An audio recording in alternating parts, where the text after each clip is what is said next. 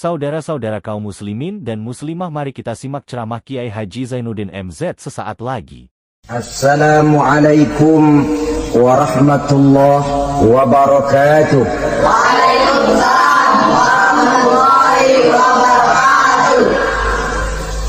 Alhamdulillah wassalatu wassalamu ala sayyidina Rasulillah Sayyidina wa maulana Muhammad ibn Abdullah wa ala alihi wa sahbihi wa mawala, la hawla wa la quwwata illa billah, amma ba'du. Bapak-bapak, ibu-ibu, saudara-saudara kaum muslimin rahimakumullah. Lau amiltumul khataya hatta mala'atis sama thumma nadimtum fataballahu alaikum. Kalaupun kamu berbuat dosa, penuh langit dengan dosamu, kemudian kamu menyesal dan bertaubat, Allah pasti akan menerima taubatmu. Masih ingat cerita dalam kitab Durratun Nasihin? Saya ulang lagi cerita ini untuk sugesti. Ada buajingan tengik pernah membunuh 99 orang. Satu saat hidayah datang kepadanya, terniat ingin bertaubat. Dicarinya seorang ustadz, ketemu ustadz kepala ngajar. Ustadz, ya, apa? Saya mau taubat, diterima apa tidak taubat saya? Emangnya dosa kamu apa? Saya pernah membunuh 99 orang, Ustadz. Ustadznya melotot. Wih, banyak amat. Enggak segampang itu nyawa hak prerogatif Allah. Cuma Allah yang berhak ngambil. Membunuh tanpa alasan yang benar, dosa besar. Dosamu kelewat banyak, Mas. Enggak bisa. Dia ponis lebih dulu kayak surga milik bapak moyangnya. Ini preman kita pikir ini ustadz saya niat baik-baik ngomongnya nggak enak. Nah, daripada 99 tanggung, saya lempengin aja nih urusan dah. Dibabat lagi ustadz, tamat, selesai, pas, cepet. Niat taubatnya masih terus. Dia mengembara sampai ketemu seorang ustadz yang bijak. Waalaikumsalam Ustadz. Salam. Ada apa? Ustadz, saya mau taubat, diterima apa enggak sih? Oh, sebelum mentari terbit dari sebelah barat, sebelum napasmu sampai di tenggorokan, Allah akan menerima taubatmu. Boleh jadi dosamu besar, tapi ampunan Allah lebih besar dari dosamu. Begitu Ustaz. Iya. Cuman ngomong-ngomong dosamu apa sih? Ustaz, saya sih tadinya cuma bunuh 99 orang. Terus ada Ustaz ngomongnya nggak enak. Jadi saya cukupin 100. Oh, taubatmu diterima asal benar-benar. Cuma begini saja, kampungmu kampung brengsek tuh, lingkunganmu nggak sehat. Kalau kau pulang ke sana lagi, niat taubatmu bisa lentur dan luntur. Kamu pindah saja, hijrah ke kampung lain yang lebih baik. Baik Ustaz, terima kasih. Wah, ngepak koper, pindah. Belum sampai ke kampung yang dituju, ajal datang merenggut nyawa. Ketika ruh keluar dari jasad, ini malaikat rahmah dengan malaikat azab rebutan. Kata malaikat rahmah, ini jatah saya. Orang ini sudah taubat, tempatnya di surga. Kata malaikat azab, nanti dulu. Taubat si taubat, 100 bagaimana urusannya? Bertengkar. Akhirnya Allah mengutus malaikat Jibril, kau adili. Kata Jibril, ukur sajalah mana yang lebih dekat, kampung yang dituju atau kampung yang ditinggalkan. Ketika diukur, kampung yang dituju lebih dekat dari kampung yang ditinggalkan. Kata Jibril, dia jatah malaikat rahmah. taubatnya diterima Allah. Nah, kalau mendengar riwayat seperti ini, jangan diartikan bahwa untuk taubat mesti membunuh 100 orang. Ini harus diartikan bagaimanapun besar dosa dan kesalahan yang kita lakukan, jangan putus asa dari rahmat Allah. Sebaliknya, bagaimanapun banyak kebaikan yang kita kerjakan, jangan puas hati dan sombong diri. Kita belum tahu akhir perjalanan hidup ini. Kita hanya berbuat dan berbuat. Kepastian itu haknya Allah. Ada yang masuk neraka karena menyiksa kucing. Ada yang masuk surga walaupun sudah membunuh 100 orang. Bahkan kalau nanti saudara di surga ketemu orang-orang soleh, saudara nggak usah kaget, itu memang tempatnya di surga. Saudara akan kaget nanti kalau di surga ketemu pelacur. Pelacur masuk surga. Penasaran, saudara samperin, Mbak Yu. Ya Mas, sampean ada di sini, apa Allah nggak salah wesel ini? Iya Mas, saya ini ada di surga sini. Padahal waktu di dunia dulu saya ini siapa Mas tahu kan? Mas juga langganan kan waktu itu.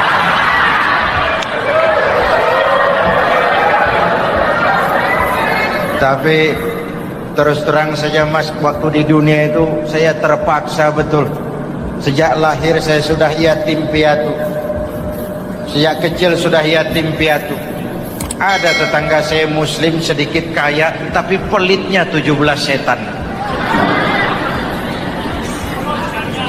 Akhirnya demi tuntutan perut saya merantau ke kota besar. Ada yang nolong, katanya kerjanya ringan, uangnya lumayan. Apa? Yaitu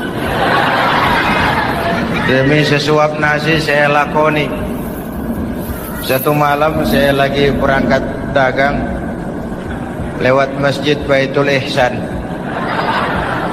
ada ceramah. Saya dengar dari jauh, ustadznya pidato, katanya Allah berpesan, "Lau amiltumul khataya hatta mala'atis sama, thumma nadimtum, fataballahu alaikum." Kalaupun kamu berbuat dosa, penuh langit dengan dosamu, lalu kau menyesal dan bertaubat, Allah pasti akan menerima taubatmu. Mendengar hadis itu Mas, berlinang air mata saya. Terbayang dosa-dosa yang pernah saya lakukan. Terbayang orang-orang yang pernah menanamkan modal asing.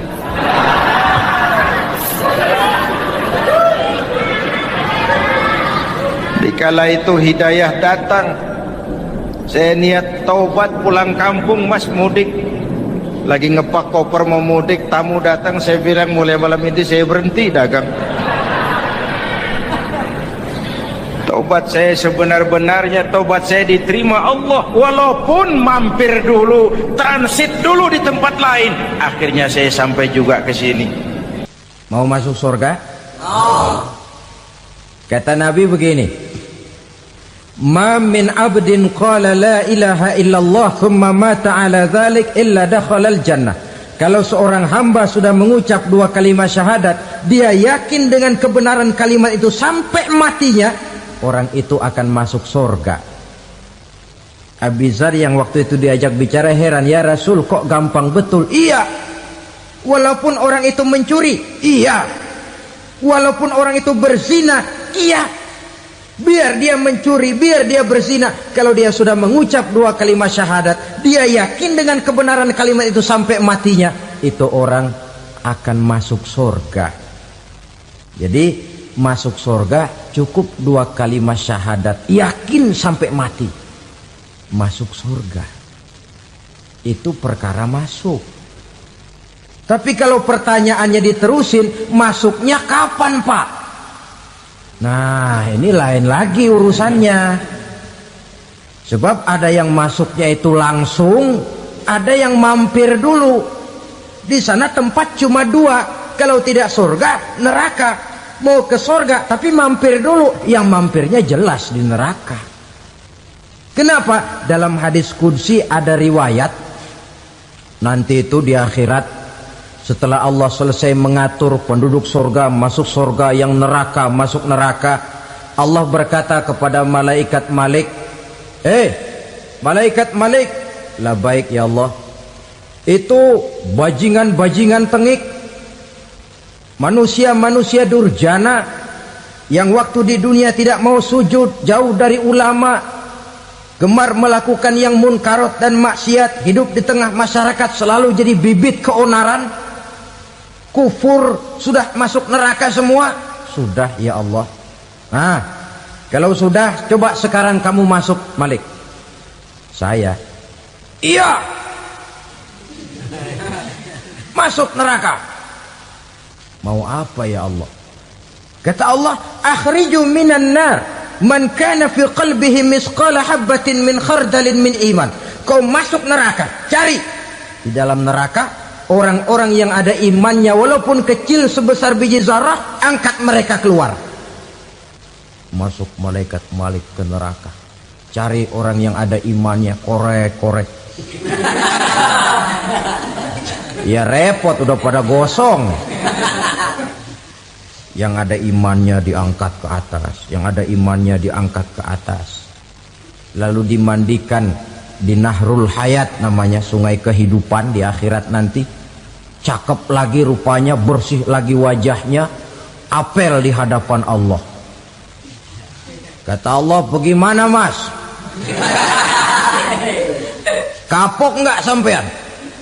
Kapok ya Allah. Nah, kalau kapok, idhab fadkhulil jannah, pergi masuk surga sana. Berangkat mereka ke surga, ketemu sama teman-temannya yang udah sampai lebih dulu, yang nggak pakai mampir lagi. Terjadi dialog. Kata teman-temannya yang udah pada nyampe duluan, mas, iya, emang baru sampai? Saya baru sampai. Memang mampir di mana dulu mas? Kita sudah lama sampai di surga. Saudara buka surah Al-Muddatsir ayat 34-35. Ma salakakum fis saqar? Kenapa kamu mampir di neraka Saqar? Qalu lam naku minal musallin. Mereka menjawab, kami mampir di neraka Saqar mas, gara-gara dulunya kami waktu di dunia tidak pernah sholat. Tidak pernah sholat? Tidak pernah. Kan rumahnya dekat masjid. Cuma dekat doang mas. Sholat mah enggak saya. Enggak pernah ngasih makan fakir miskin, enggak pernah hadir di majelis taklim, pendeknya enggak pernah melakukan kebajikan. Maka saya pun mampir di neraka Saqar. Untung betul saya punya iman mas, sedikit. Waktu hidup di dunia dulu saya pernah mengucap 2 kalimat syahadat. Sekali-kalinya waktu mau kawin. Masya Allah. Untung saja kawin, kalau nggak kawin polos.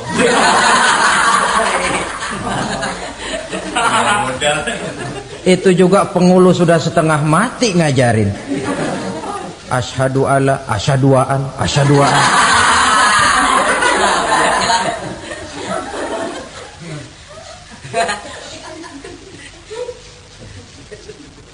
Ini namanya masuk surga, ada mampir dulu.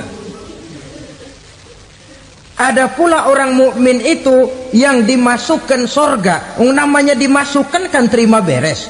Saya masuk ke rumah, jalan sendiri, cari tempat sendiri. Saya dimasukkan ke dalam rumah, terima beres, pokok ada di dalam, itu dimasukkan namanya. Nggak pakai mampir. Tapi tentu tiketnya lebih mahal ketimbang yang pertama tadi. Apa kata Allah?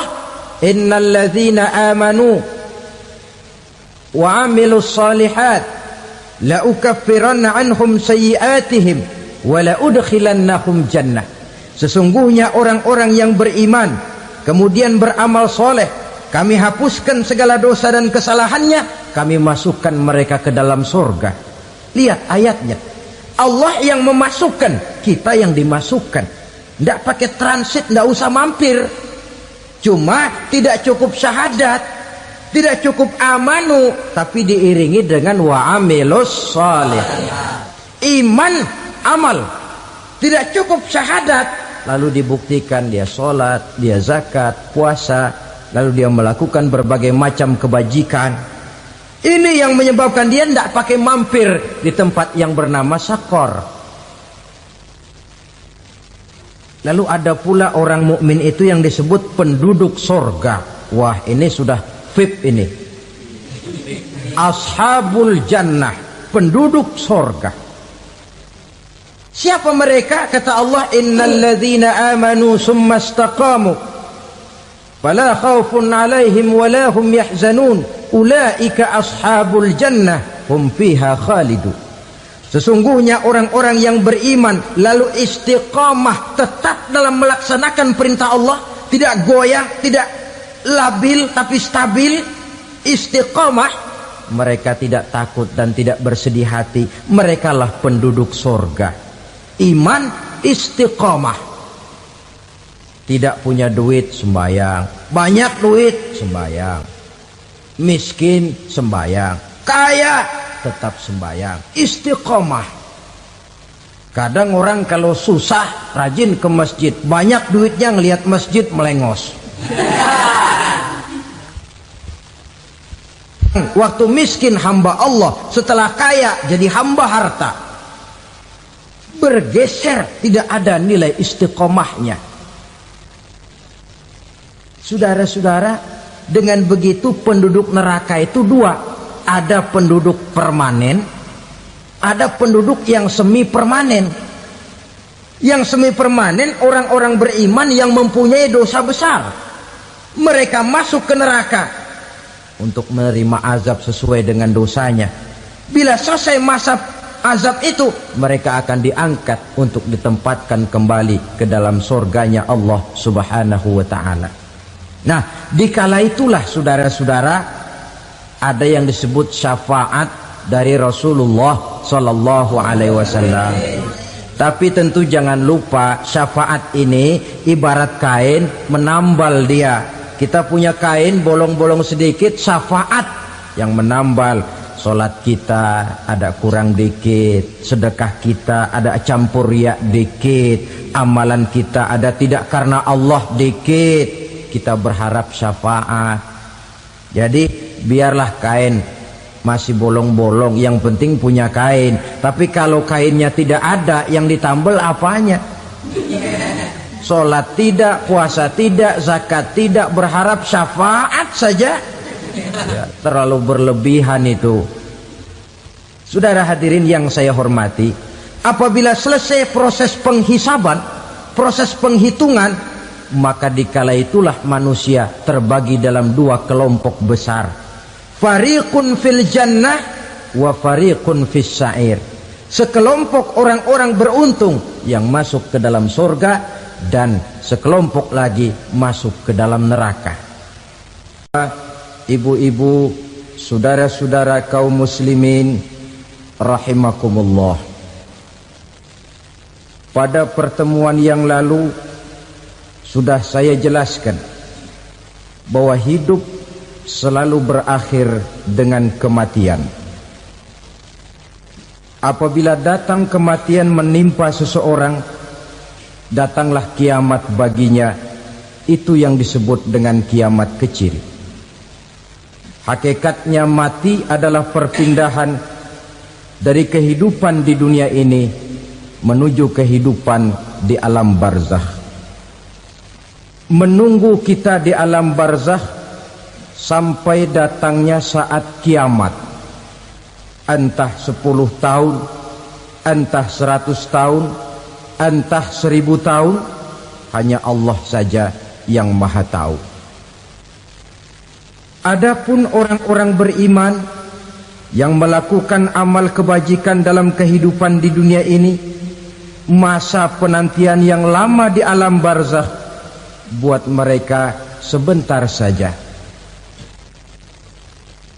Tetapi bagi orang-orang kafir yang ingkar, yang tidak beriman kepada Allah, yang hidup di dunia cuma menumpuk-numpuk dosa, tentu penantian di alam barzakh akan merupakan waktu yang sangat lama.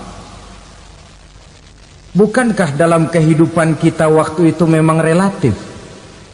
Contoh misalnya, bagi pemuda-pemudi yang sedang duduk asyik memadu cinta,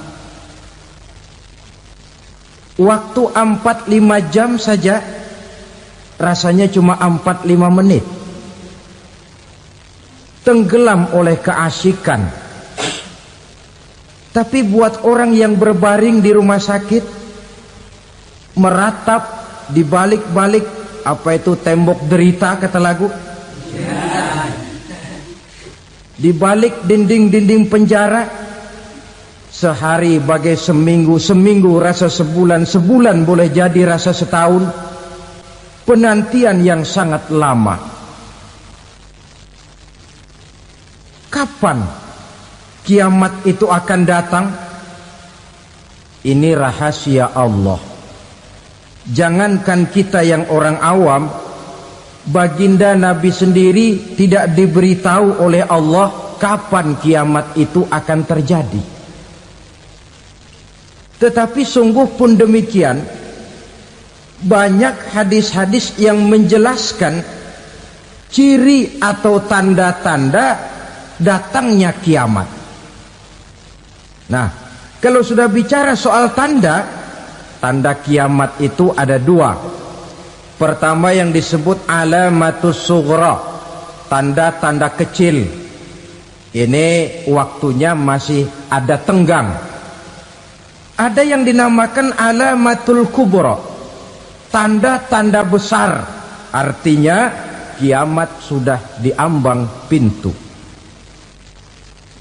Apa tanda-tanda kecil dari datangnya hari kiamat itu? Misalnya kata Nabi, apabila ilmu sudah diangkat oleh Allah, artinya apabila ulama sudah banyak wafat, minat orang belajar agama berkurang, lalu kebodohan nampak merajalela di mana-mana, zina dikerjakan secara terbuka, minuman-minuman keras jadi kebanggaan, itu termasuk di antara tanda-tanda kecil terjadinya hari kiamat. Apalagi misalnya iza waladatil ammatu rabbataha, apabila budak sudah melahirkan tuan. Apa maksudnya? Ada yang mentafsirkan apabila anak sudah bisa membudaki orang tuanya.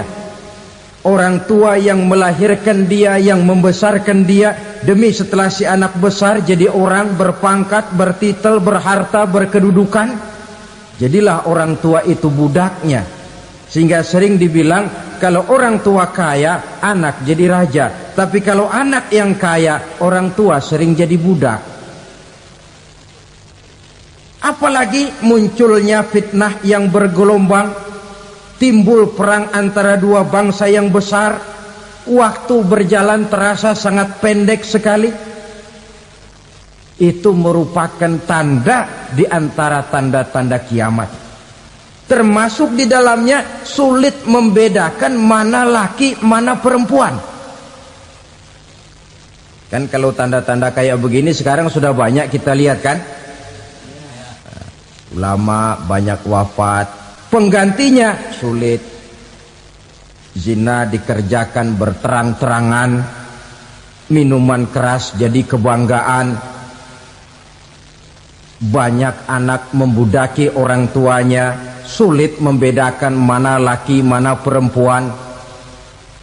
Kadang-kadang dari belakang kita lihat perempuan bener, begitu kita colek nengok jenggotan.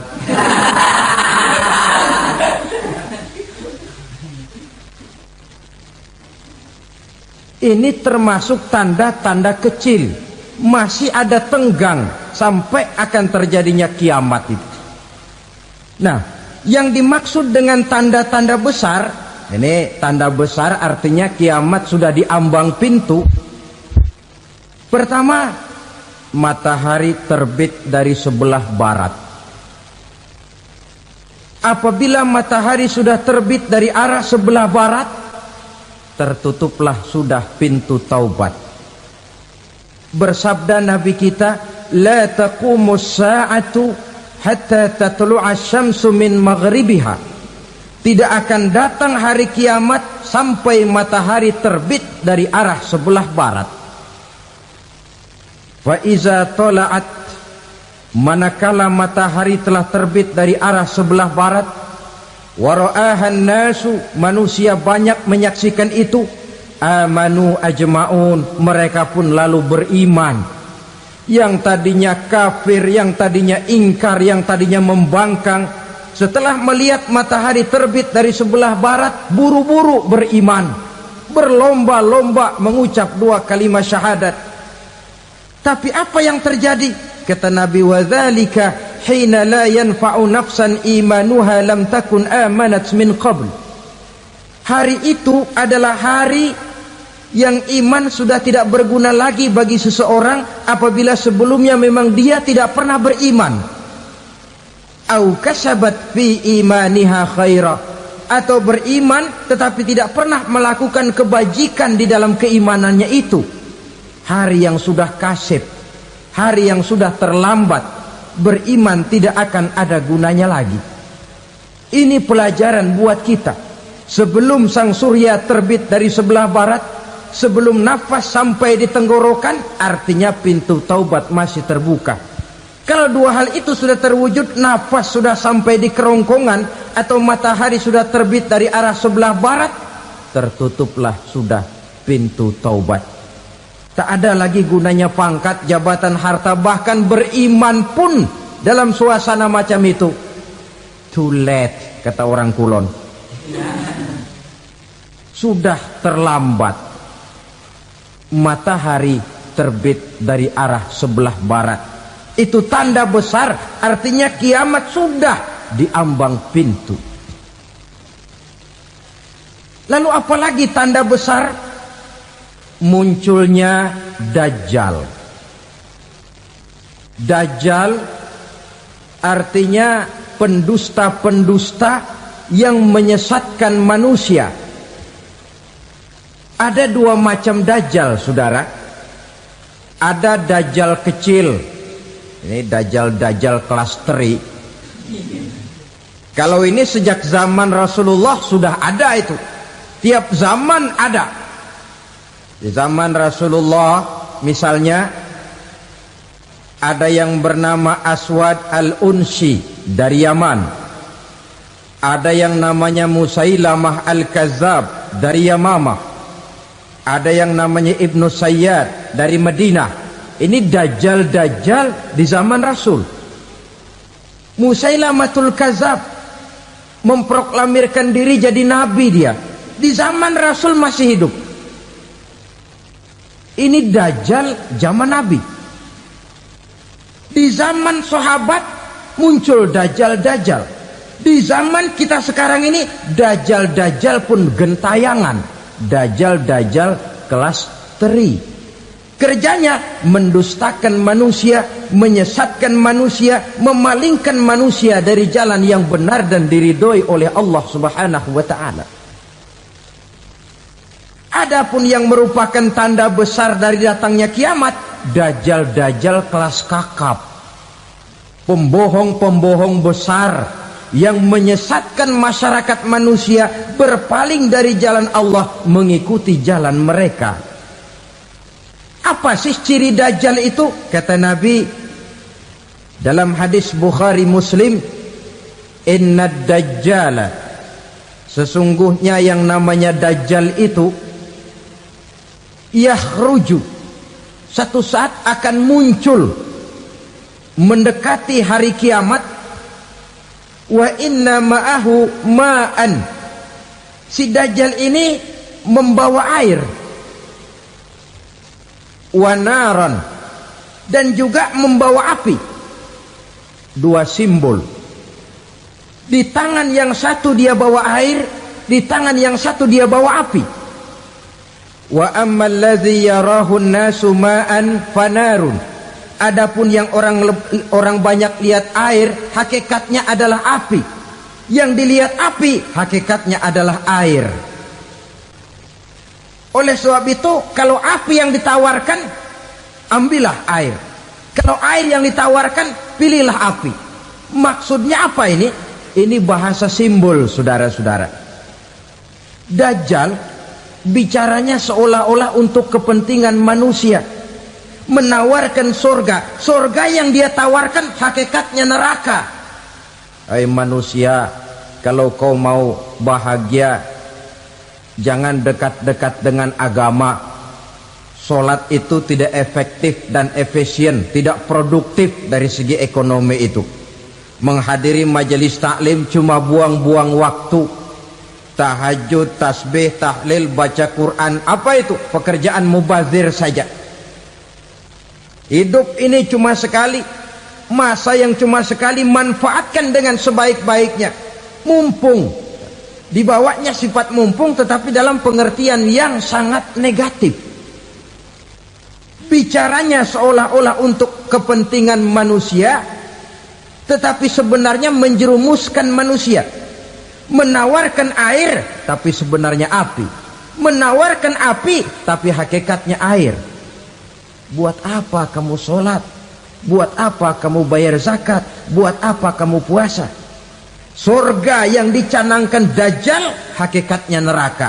Neraka yang digambarkan Dajjal pada dasarnya adalah surga. Jadi memutarbalikkan fakta itu kerjaan Dajjal.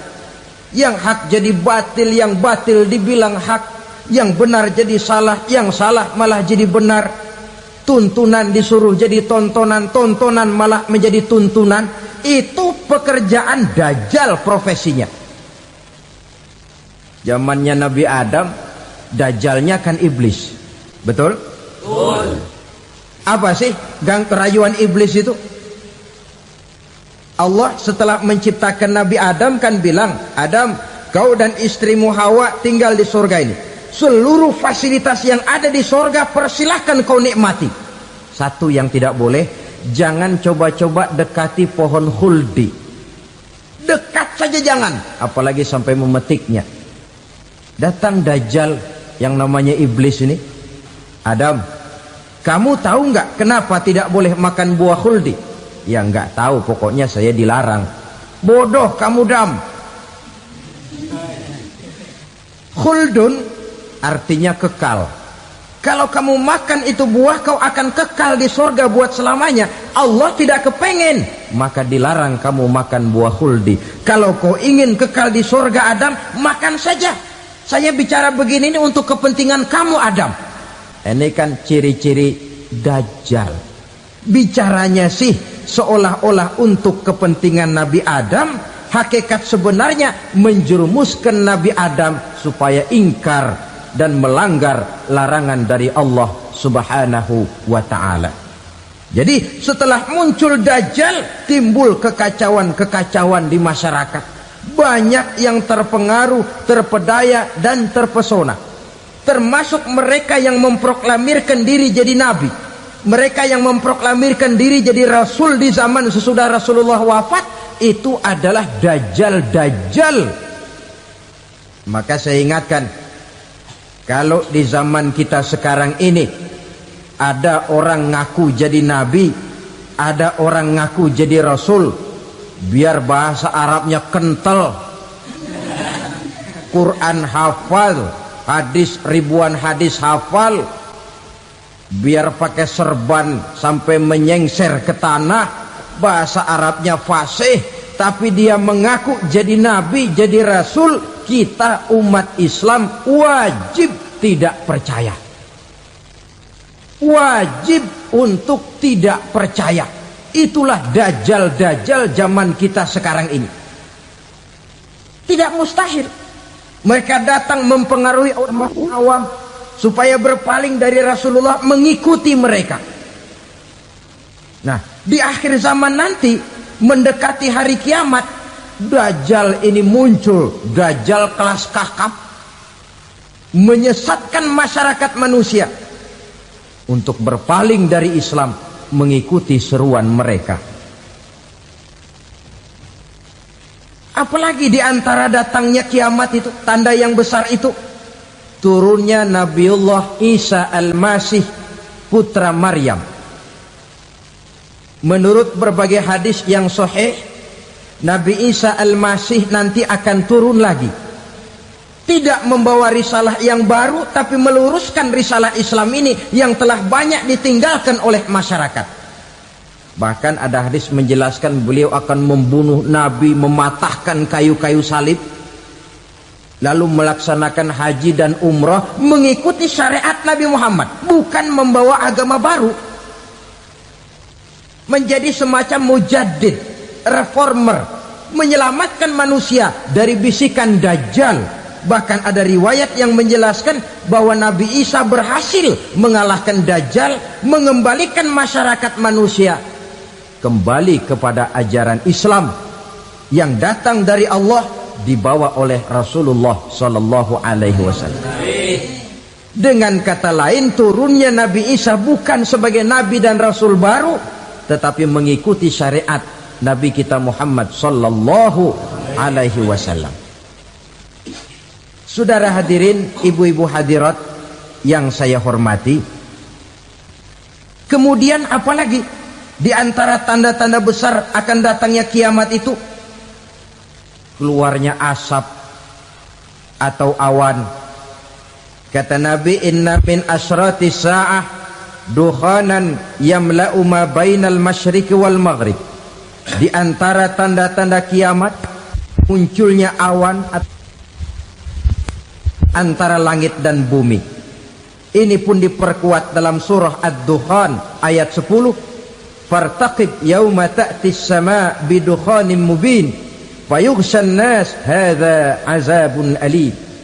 Bagi orang-orang yang beriman, mereka biasa-biasa saja, tapi bagi orang kufur, datangnya asap dan awan ini merupakan azab yang kelewat pedih. Barangkali sedikit mendekati gambaran tentang azab yang pedih ini, saya ingatkan alam pikiran kita kepada peristiwa yang belum lama terjadi. Pernah dengar berita bocornya reaktor nuklir di Chernobyl, Uni Soviet? Pernah dengar? Nah, bocornya reaktor nuklir di Chernobyl yang mengakibatkan ratusan bahkan sangat mungkin ribuan nyawa. Cuma satu reaktor. Bagaimana kalau seluruh cadangan nuklir yang dimiliki oleh para negara adik kuasa ini diledakkan? Bahkan yang konon menurut catatan, cadangan nuklir yang dimiliki bersama oleh Amerika dan Rusia sekarang ini sudah sanggup memusnahkan 6 miliar manusia, 1,5 kali lebih banyak dari jumlah manusia yang nongkrong di permukaan bumi ini. Saudara-saudara hadirin yang saya hormati, lalu saat mendekati hari kiamat, apalagi tandanya? Setelah Nabi Isa wafat, pada saat turunnya yang kedua kali, lalu Allah meniupkan angin sejuk. Semua orang-orang beriman, orang-orang baik wafat, sehingga penghuni bumi ini cuma tinggal lagi terdiri dari orang-orang kafir. Tidak ada lagi di bumi ini yang bisa mengucapkan Allah. Sehingga dalam hadis qudsi itu ada keterangan, innallaha azza wa jalla yaqulu li Israfil. Allah pernah pesan kepada malaikat Israfil, kata Allah, Israfil, idza sami'ta qailan yaqul Allah Allah fa akhirin nafakh 40 sanatan ikraman liqailiha. Hai Israfil, apabila kau dengar di permukaan bumi masih banyak orang yang mengucapkan Allah Allah, maka tunda sangkakala kiamat itu 40 tahun. Untuk apa? Ikraman liqailiha, menghormati orang yang mengucapkan Allah Allah itu. Wah, jadi karena sekarang masih banyak yang mengucapkan Allah, besar hatilah kita, masih jauh kiamat itu. Tapi jangan lupa, kiamat pribadi, kiamat kecil itu yang gak kita sangka-sangka. Ajal datang mencabut nyawa, itu kiamat pribadi. Dan itu yang pasti kita hadapi, dan itu yang membuat kita tidak boleh bersikap main-main di dalam kehidupan sekarang ini. Saudara hadirin yang saya hormati, tidak ada lagi orang-orang muslim. Seluruh penduduk dunia ini kafir. Lalu terciptalah struktur sosial yang berlandaskan prinsip hidup semau gue. Bakal terjadilah prinsip di mana yang kaya menyantap yang miskin, yang kuat menindas yang lemah. Hidup sudah bagaikan di rimba belantara, berlaku hukum rimba. Siapa yang kuat dia yang menang, siapa yang lemah menjadi mangsa. Timbul kekacauan, maksiat merajalela, munkarat menjadi-jadi, sehingga isi bumi ini penuh dengan segala macam perbuatan dosa. Tidak ada perlunya lagi alam diperpanjang temponya. Datang saat yang sudah dijanjikan oleh Allah Azza wa Jalla, maka terjadilah yang disebut kiamat kubra, kiamat besar, kiamat ancur-ancuran. Bagaimana kejadian ini dimulai?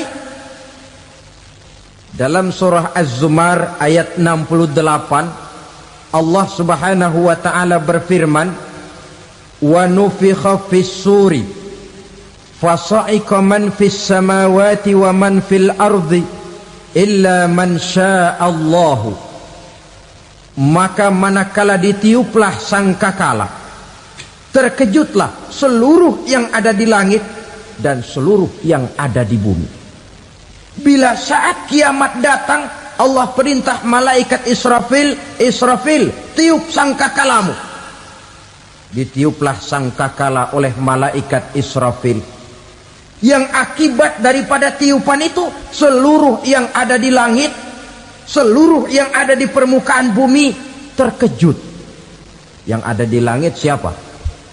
Malaikat kan. Bayangin aja kalau malaikat kaget, apalagi kita. Terkejut seluruh makhluk yang ada di bumi, yang ada di langit mendengar suara sangkakala itu. Bunyinya tidak sanggup kita bayangkan dahsyatnya. Ledakan nuklir, ledakan neutron belum apa-apa ketimbang bunyi sangkakala malaikat Israfil ini. Nah, lalu mendengar bunyi sangkakala ini, gemparlah makhluk, kacaulah alam.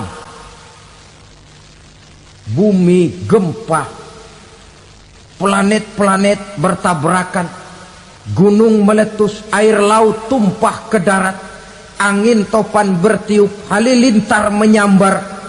Lalu semua yang bernama hidup mati total. Mati bareng tanpa persiapan. La haula wala quwata illa billah. Saya kadang-kadang dalam tafakur bermohon, ya Allah, mudah-mudahan saya enggak nemuin kiamat beneran. Ngeri. Tidak bisa kita bayangkan macam apa suasana seperti itu. Allah saja banyak memberikan gambaran, misalnya Al-Qari'ah, wa mal qari'ah, wa ma adraka mal qari'ah. Kejadian yang menggemparkan. Tahukah kamu apa kejadian yang menggemparkan itu?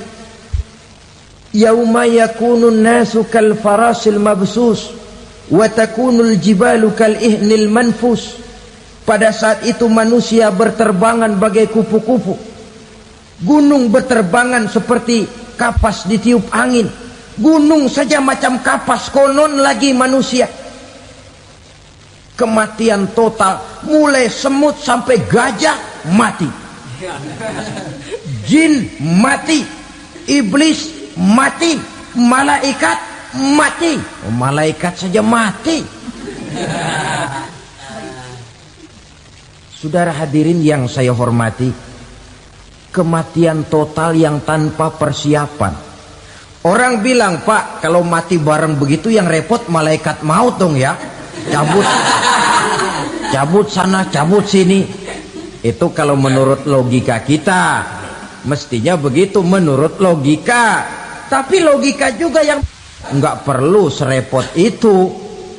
Sebab untuk mematikan listrik di wilayah DKI, di wilayah Jakarta, nggak perlu tiap rumah didatengin matiin, ya lama.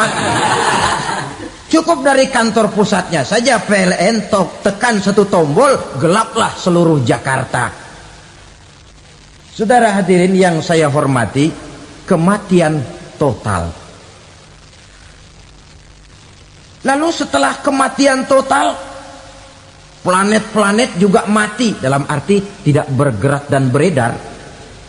Angin mati, dalam arti tidak bertiup. Air mati, dalam arti tidak ada riak gelombang. Pokoknya semua mati.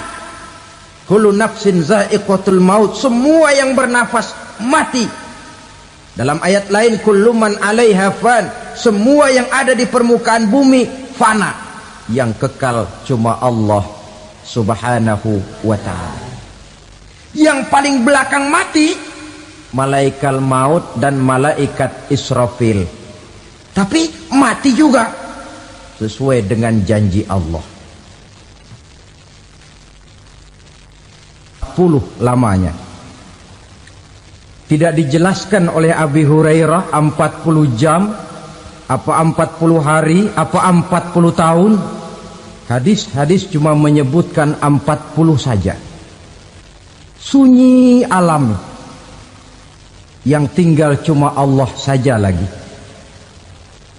Ketika itu Allah berseru-seru, katanya, limanil mulkul yauma, siapa para penguasa hari ini? Mana itu raja-raja dan penguasa yang dulu mengaku jadi Tuhan? Fir'aun, mana Fir'aun sekarang? Yang dulu jadi raja, merasa berhasil, sombong, lalu tidak mau turun-turun dari kekuasaannya, sampai kepada puncak kekurang ajarannya mengangkat diri jadi Tuhan. Mana itu Fir'aun? Namrus, mana sekarang Namrus?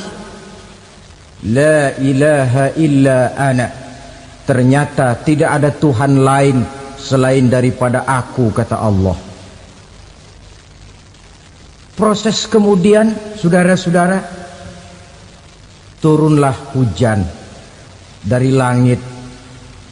40 lamanya hujan itu. Tidak jelas juga 40 jam apa 40 hari. Setelah air turun membasahi, datanglah tiupan sangkakala yang kedua. Semua yang bernama mati bangkit dari kuburnya masing-masing. Ini yang disebut Yaumul Ba'thi, hari kebangkitan. Allahu Akbar. Pada saat kita bangkit dari kubur kita masing-masing, kumpul di padang mahsyar namanya. Bayangin aja, saya sendiri nggak sanggup bayangin.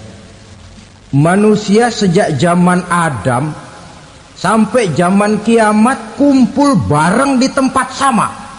Berapa banyaknya itu?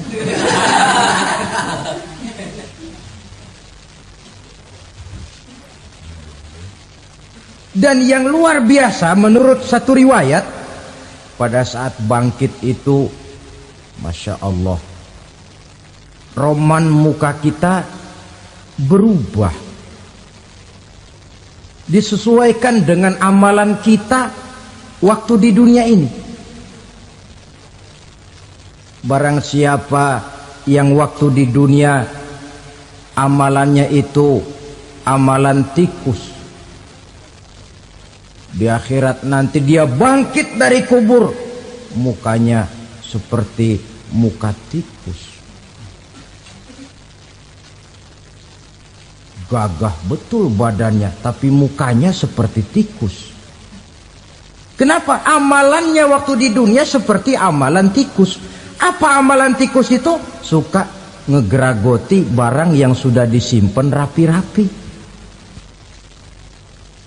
Orang sudah simpan uang rapi-rapi, simpan perhiasan rapi-rapi, digeragoti oleh tikus.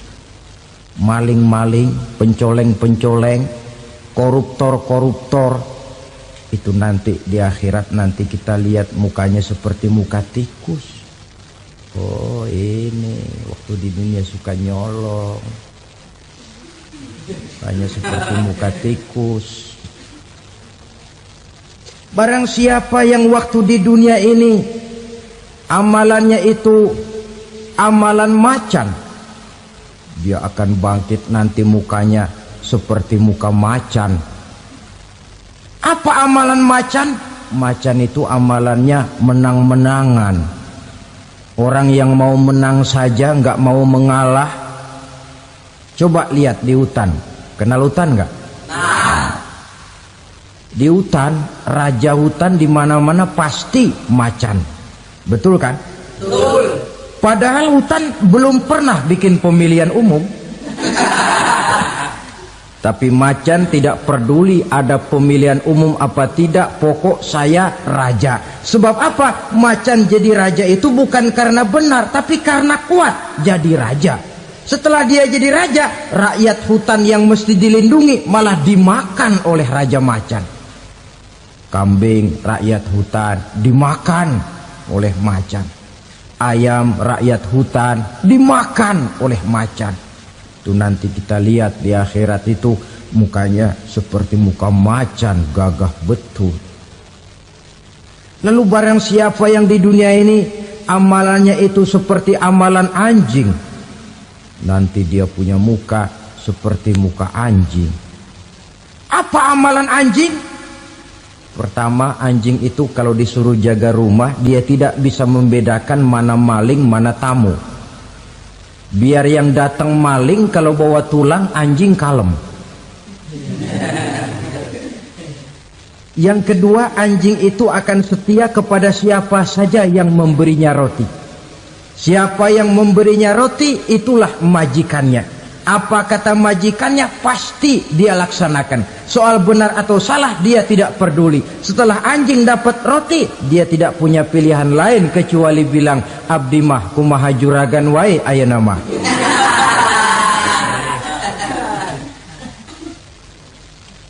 Saudara hadirin yang saya hormati, berkumpul di padang mahsyar, tiap orang sibuk dengan persoalannya masing-masing.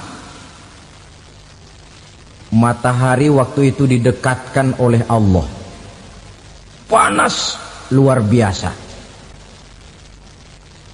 Ada yang saking panasnya itu mencucurkan peluh keringat sampai sebatas mata kakinya. Ada yang keringatnya sampai sedengkulnya. Ada yang keringatnya sampai sepusatnya. Ada yang keringatnya mengalir sampai sebahunya. Ada yang kelelap oleh keringatnya sendiri, sementara orang di sampingnya nggak apa-apa. Bergantung lagi amalan dia waktu di dunia ini. Saudara-saudara, sebagian orang dalam kepanikan padang mahsyar berombong-rombong datang mereka menghadap Nabi Adam.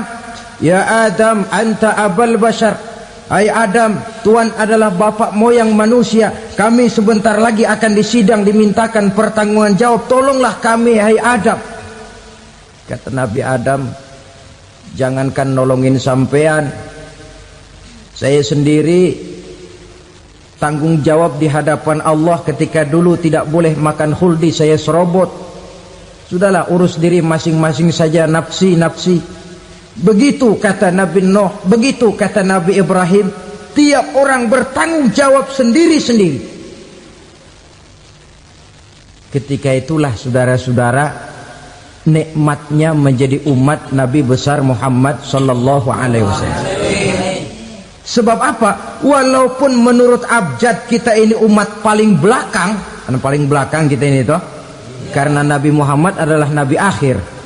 Tapi akan dihisap lebih dulu, lewat di atas sirat lebih dulu, masuk surga lebih dahulu ketimbang umat-umat belakangan. Ketika Rasul mendekati ajal, beliau tanyakan itu kepada malaikat Jibril. Malaikat Jibril berkata, Muhammad, jangan khawatir, Allah sudah berjanji, inni haramtul jannata ala sairil anbiya hatta tadkhulaha anta, wa haramtuha ala sairil umami hatta tadkhulaha ummatuka. Surga aku haramkan buat seluruh nabi kecuali kalau engkau Muhammad sudah masuk ke dalamnya, dan surga aku haramkan buat seluruh umat kecuali kalau umatmu Muhammad sudah masuk ke dalamnya. Logikanya, walaupun menurut abjad kita umat paling belakang, bakal dihisab paling dulu, lewat di atas sirat paling dulu, masuk surga paling dulu, kalau mampir ke neraka juga paling dulu. Ya resiko. Jangan mau enaknya aja paling dulu. Saudara hadirin yang saya hormati, setelah masa kebangkitan itu jangan dikira begitu bangkit langsung diperiksa. Masih menunggu menanti ribuan tahun perhitungan padang mahsyar untuk sampai kepada proses yang disebut yaumul hisab, hari perhitungan. Seorang demi seorang bakal dipanggil.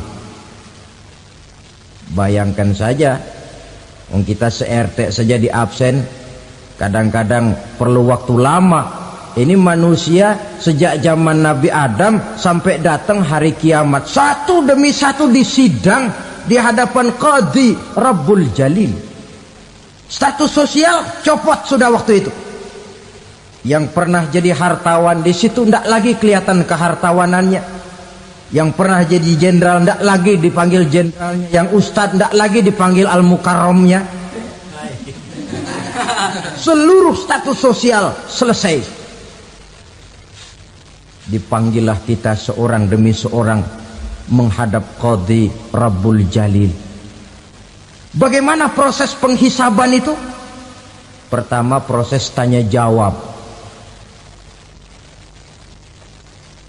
Di antaranya ada hadis menyatakan, lan tazula qadama 'abdin yaumal qiyamah hatta yus'ala an arba'i khisalin. Besok di hari kiamat tidak akan bergeser telapak kaki seorang hamba sampai dia ditanya lebih dulu tentang 4 persoalan. Tentang ilmunya, kemana ilmu itu diamalkan. Tentang umurnya, di mana umur itu dihabiskan. Tentang masa mudanya, kemana masa muda itu dipakai. Tentang hartanya, dari mana harta itu didapat dan kemana harta itu dibelanjakan. Ini termasuk proses tanya jawab. Jadi kalau istilah pengadilan dunia, nama Fulan bin Fulan. Kamu waktu di dunia diberikan umur panjang untuk apa? Pernah mengalami masa muda, kemana kau habiskan masa remajamu? Kau diamanahkan ilmu, dengan apa ilmumu kau amalkan? Kau diberikan harta, dari mana harta kau dapat, kemana kau belanjakan? Tak seorang pun yang bisa mungkir. Sebab apa? Dikala itu yang menjadi saksi bukan orang. Yang menjadi saksi adalah seluruh anggota badan kita. Tangan bicara, kaki jadi saksi terhadap seluruh amalan yang pernah kita kerjakan pada saat kehidupan di alam dunia ini. Selesai proses tanya jawab, lalu diperlihatkan buku catatan kita waktu hidup di dunia ini. Jangan lupa Allah itu menyiapkan 2 superkomputer kepada kita. Sebelah ditempelin sebelah kanan, yang sebelah tempelin di sebelah kiri. Komputer itu namanya Raqib dan Atid. 2 malaikat yang apabila baik kita lakukan, refleks saja akan menulis kebajikan kita. Jahat kita kerjakan, akan tertulis. Catatan itu nanti diperlihatkan kepada kita. Waduh, alangkah malunya pada saat diperlihatkan catatan kita, buku rapot kita merah melulu. Barangkali diperiksa sambil diomelin, brengsek lo. Buku merah melulu begini, bagaimana waktu hidup di dunia? Tidak cukup diperlihatkan buku catatan kehidupan, rekaman kehidupan. Rekaman kehidupan kita secara utuh sejak terlahir sampai ajal datang merenggut nyawa.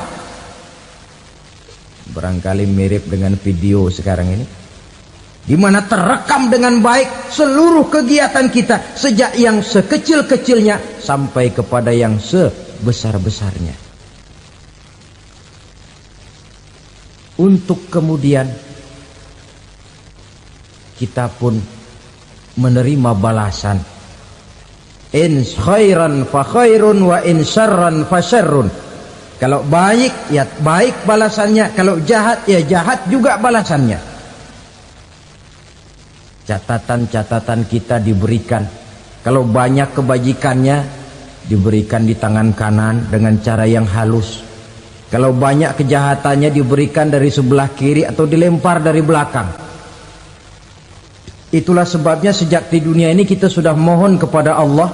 Ketika berwudu membasuh tangan kanan, apa kita bilang? Allahumma a'tini kitabi biyamini wa hasibni hisaban yasira. Ya Allah, berikan saya kitab di tangan kanan, dan kalau saya memang perlu dihisap, hisaplah saya yang seringan-ringannya. Tangan kiri berlindung kita kepada Allah. Jangan sampai diberikan kitab di tangan kiri atau dari arah sebelah belakang. Wa a'udzubika an tu'tiya kitabi bishimali aw min wara'i zuhri, dari arah sebelah belakang. Na'udzubillah min dzalik. Setelah selesai lewat proses penghisaban, lewat mizan, timbangan, maka yang sudah selesai dihisab itu bergeraklah menuju sirat, jembatan yang terbentang menuju surga melalui neraka.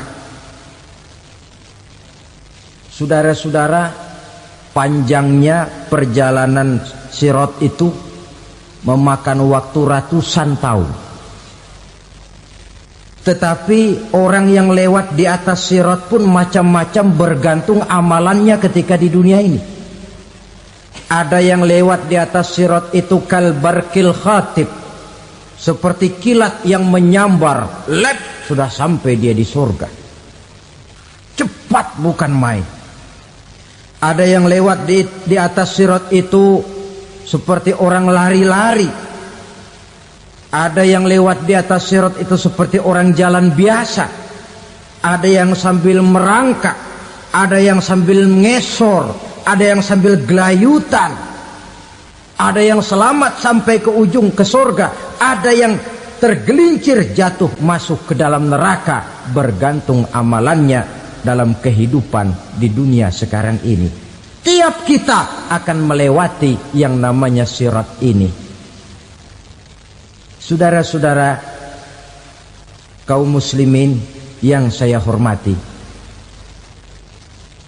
dengan demikian mereka yang selamat melalui sirat sampai ke terminal akhir surga, mereka yang ketika dihisab ternyata banyak kejahatannya daripada kebaikannya, mereka singgah di dalam neraka.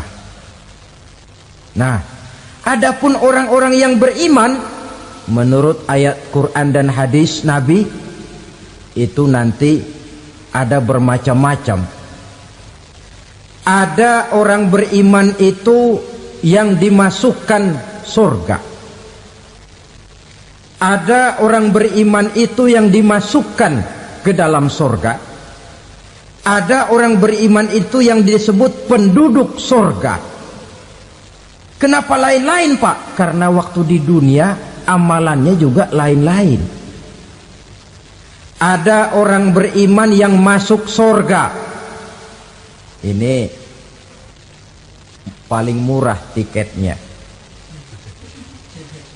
Mau masuk surga? Kata Nabi begini, ma min abdin qala la ilaha illallah thumma mata ala dhalik illa dakhalal jannah. Kalau seorang hamba sudah mengucap dua kalimat syahadat, dia yakin dengan kebenaran kalimat itu sampai matinya, orang itu akan masuk surga. Abi Dzar yang waktu itu diajak bicara heran, ya Rasul kok gampang betul? Iya, Walaupun orang itu mencuri, iya. Walaupun orang itu berzina, iya. Biar dia mencuri, biar dia berzina, kalau dia sudah mengucap 2 kalimat syahadat, dia yakin dengan kebenaran kalimat itu sampai matinya, itu orang akan masuk surga. Jadi masuk surga cukup 2 kalimat syahadat, yakin sampai mati, masuk surga. Itu perkara masuk. Tapi kalau pertanyaannya diterusin, masuknya kapan, Pak? Nah, ini lain lagi urusannya. Sebab ada yang masuknya itu langsung, ada yang mampir dulu. Di sana tempat cuma 2. Kalau tidak surga, neraka. Mau ke surga, tapi mampir dulu. Yang mampirnya jelas di neraka. Kenapa? Dalam hadis qudsi ada riwayat, nanti itu di akhirat, setelah Allah selesai mengatur penduduk surga masuk surga, yang neraka masuk neraka, Allah berkata kepada malaikat Malik, malaikat Malik, labaik ya Allah, itu bajingan-bajingan tengik, manusia-manusia durjana yang waktu di dunia tidak mau sujud, jauh dari ulama, gemar melakukan yang munkarat dan maksiat, hidup di tengah masyarakat selalu jadi bibit keonaran, kufur, sudah masuk neraka semua. Sudah ya Allah. Nah, kalau sudah, coba sekarang kamu masuk, Malik. Saya, iya, masuk neraka. Mau apa ya Allah? Kata Allah, akhriju minan nar man kana fi qalbihi misqala habbatin min khardalin min iman. Kau masuk neraka, cari di dalam neraka orang-orang yang ada imannya walaupun kecil sebesar biji zarah, angkat mereka keluar. Masuk malaikat Malik ke neraka, cari orang yang ada imannya, korek-korek. Ya repot, udah pada gosong. Yang ada imannya diangkat ke atas, yang ada imannya diangkat ke atas, lalu dimandikan di Nahrul Hayat, namanya sungai kehidupan di akhirat nanti. Cakep lagi rupanya, bersih lagi wajahnya, apel di hadapan Allah. Kata Allah, bagaimana mas? Kapok nggak sampean? Kapok ya Allah. Nah, kalau kapok, idhab fadkhulil jannah, pergi masuk surga sana. Berangkat mereka ke surga, ketemu sama teman-temannya yang udah sampai lebih dulu, yang nggak pakai mampir lagi. Terjadi dialog. Kata teman-temannya yang udah pada nyampe duluan, mas, iya, emang baru sampai? Saya baru sampai. Memang mampir di mana dulu mas? Kita sudah lama sampai di surga. Saudara buka surah Al-Muddathir ayat 34-35. Ma salakakum fis saqar? Kenapa kamu mampir di neraka Saqar? Qalu lam naku minal musallin. Mereka menjawab, kami mampir di neraka Saqar mas, gara-gara dulunya kami waktu di dunia tidak pernah sholat. Tidak pernah sholat? Tidak pernah. Kan rumahnya dekat masjid, cuma dekat doang mas. Sholat mah enggak saya. Enggak pernah ngasih makan fakir miskin, enggak pernah hadir di majelis taklim, pendeknya enggak pernah melakukan kebajikan, maka saya pun mampir di neraka Saqar. Untung betul saya punya iman mas, sedikit. Waktu hidup di dunia dulu saya pernah mengucap 2 kalimat syahadat, sekali-kalinya waktu mau kawin. Masya Allah. Untung saja kawin, kalau nggak kawin polos.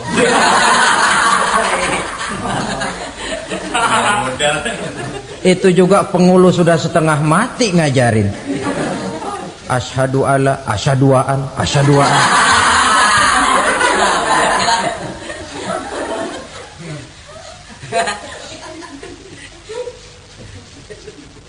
Ini namanya masuk surga, ada mampir dulu. Ada pula orang mukmin itu yang dimasukkan surga. Namanya dimasukkan kan terima beres. Saya masuk ke rumah, jalan sendiri, cari tempat sendiri. Saya dimasukkan ke dalam rumah, terima beres, pokok ada di dalam, itu dimasukkan namanya. Nggak pakai mampir. Tapi tentu tiketnya lebih mahal ketimbang yang pertama tadi. Apa kata Allah? Innal ladzina amanu wa amilus salihat la ukaffiranna anhum sayyi'atihim wa la udkhilannahum jannah.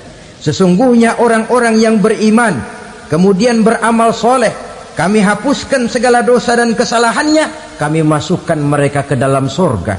Lihat ayatnya, Allah yang memasukkan, kita yang dimasukkan. Tidak pakai transit, tidak usah mampir. Cuma tidak cukup syahadat, tidak cukup amanu, tapi diiringi dengan wa'amilus salih. Iman, amal. Tidak cukup syahadat, lalu dibuktikan dia sholat, dia zakat, puasa, lalu dia melakukan berbagai macam kebajikan. Ini yang menyebabkan dia tidak pakai mampir di tempat yang bernama Sakor. Lalu ada pula orang mukmin itu yang disebut penduduk sorga. Wah, ini sudah VIP ini. Ashabul Jannah, penduduk sorga.